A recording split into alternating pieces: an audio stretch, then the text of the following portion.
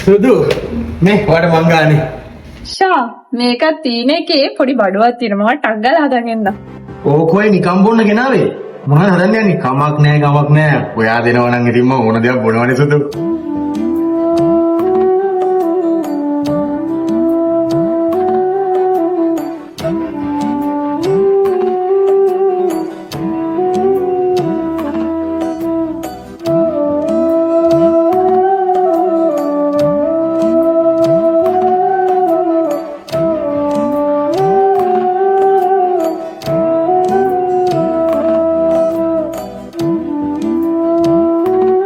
මෙන්න වන් හැදුවා.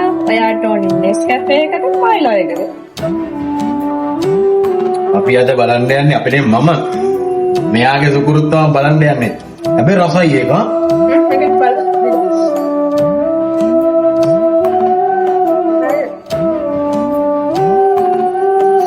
ඒක මාරයි.